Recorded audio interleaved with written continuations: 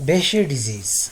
Behcet disease is an idiopathic multisystem syndrome characterized by recurrent aphthous oral ulcers, genital ulceration, and uveitis. Vasculitis is a key pathogenetic component and may involve small, medium, and large veins and arteries. Mortality is around 5% at 5 to 10 years, typically due to cardiovascular or CNS complications. So, the main three things in Behcet disease are oral ulcers, genital ulcers, and uveitis. Also, another main thing is vasculitis, and it may involve all the three like small, medium, and large veins and arteries.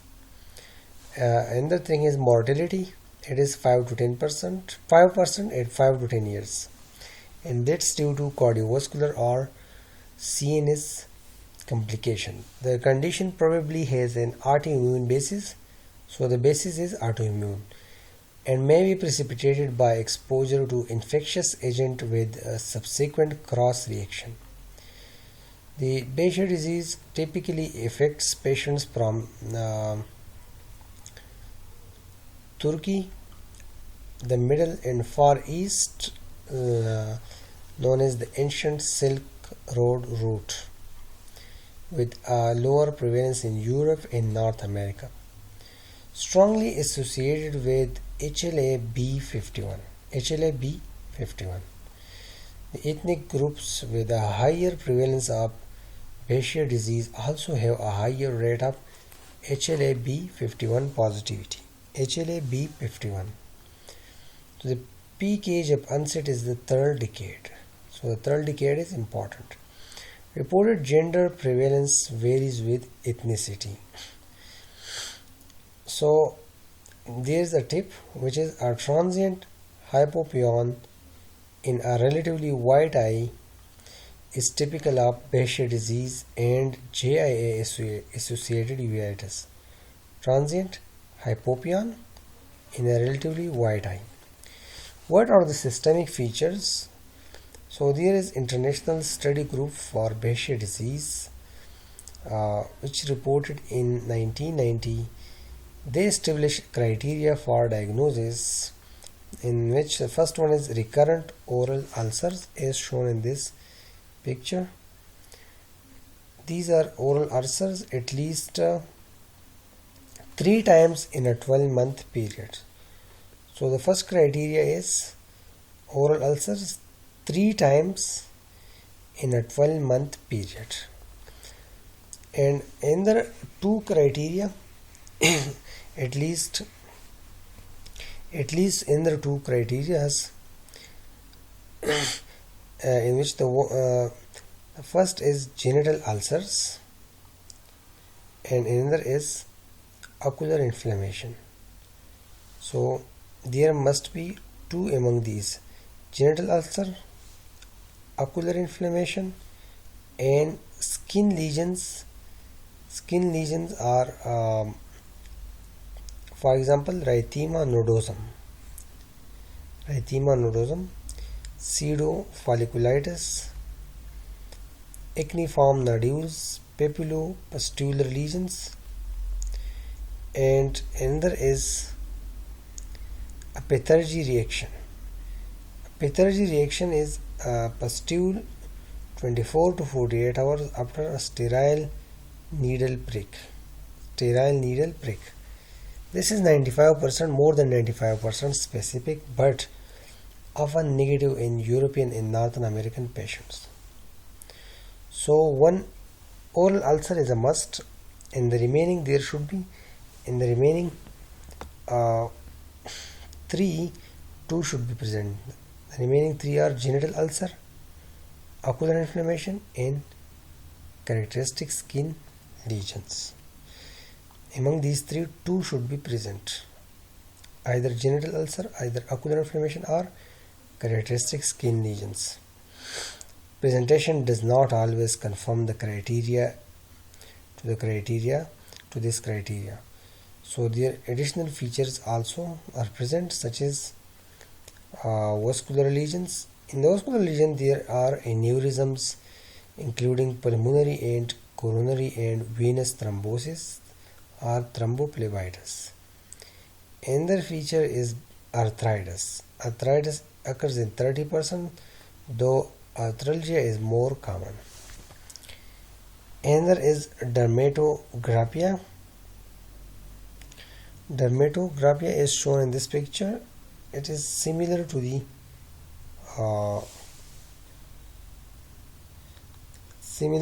Pitherji reaction. Indicates skin hypersensitivity. Consists of formation of erythematous lines following stroking or scratching. Neurological manifestation occurs in 5%, such as meningoencephalitis of the brainstem, dural sinus thrombosis, and cerebral aneurysm. GIT inflammation, especially ileocecal. And the last is hepatic and renal lesions, which are relatively uncommon. The ocular features. Among the ocular features, ocular inflammation occurs in about 70%. So this is important. In 70%, ocular inflammation occurs. Tend to be more severe in men. So men are important. And is the presenting manifestation in about 10%. So this is the presenting manifestation in 10% cases. Signs are virtually always bilateral eventually. So bilateral is important.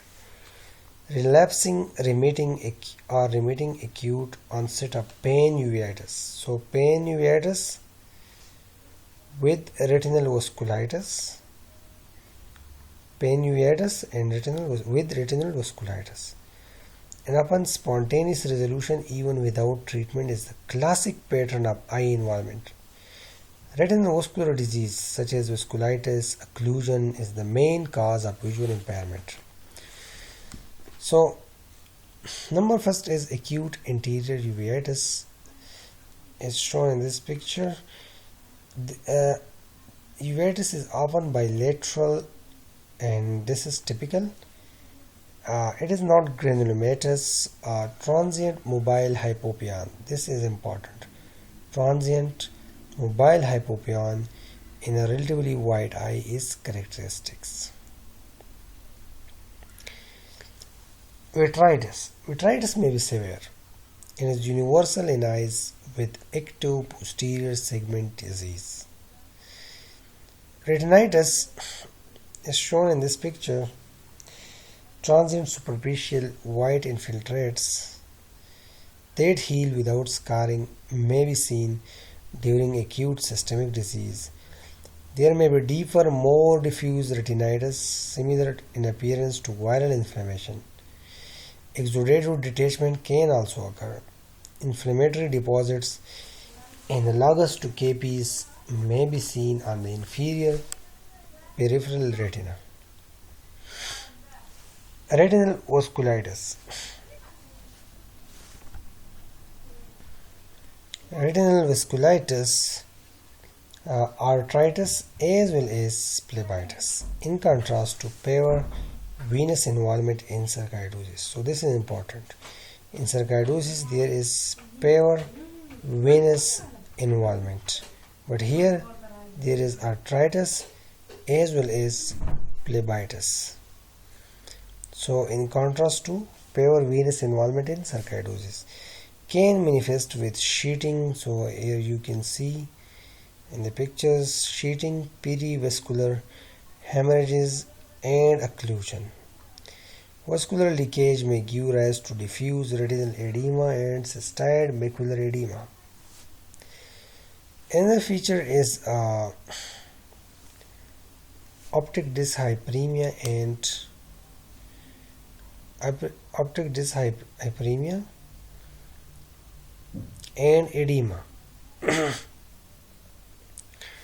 Optic disc hyperemia and edema. Raised intracranial pressure can also cause optic disc swelling and optic atrophy. There may also be disc and retinal neovascularization as a response to inflammation and ischemia. Uncommon manifestations also include conjunctivitis, conjunctival ulcer, episcleritis, scleritis, ophthalmoplegia from neurological involvement. In the end stage disease, there is optic atrophy. Here you can see in the picture, in the D picture, retinal atrophy, gliosis and sheeting, attenuation and ghosting of affected vessels. The vitreous tends to clear. Other complications include posterior synecdoche, cataract, glaucoma, uncommonly retinal detachment, phthisis. Severe visual loss in male of up to two-thirds of patients at 10 years has been reported, but is probably much lower with aggressive management. The rate in women is about half that in men. Investigation: the first is HLA-B51, another is Pethergy test, in which there is a Pethergy reaction.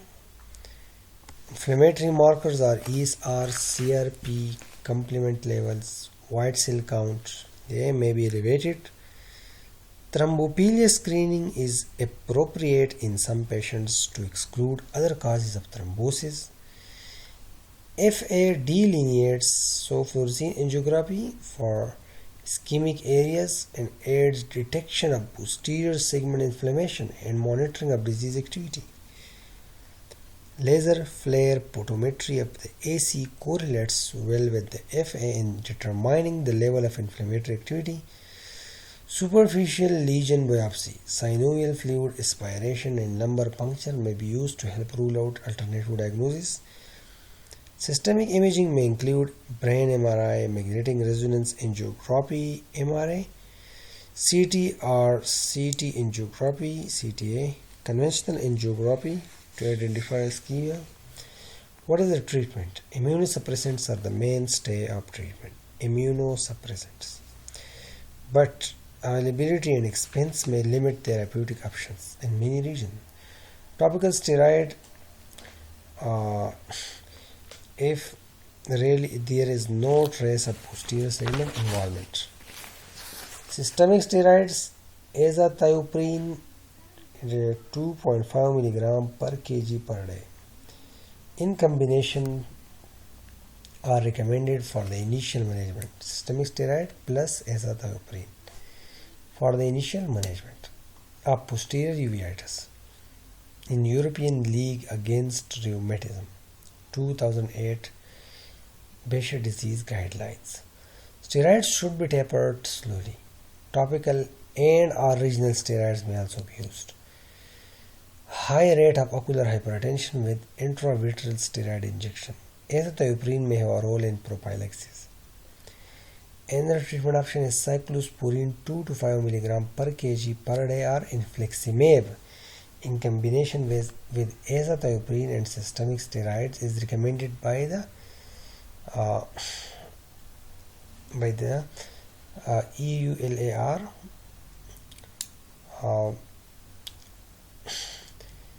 Posterior uveitis in European League Against Rheumatism. For severe eye disease for more than 2 lines reduction in visual acuity and or retinal vasculitis or for macular involvement. A recent study recommends a single infliximab infusion as an initial treatment of posterior uveitis.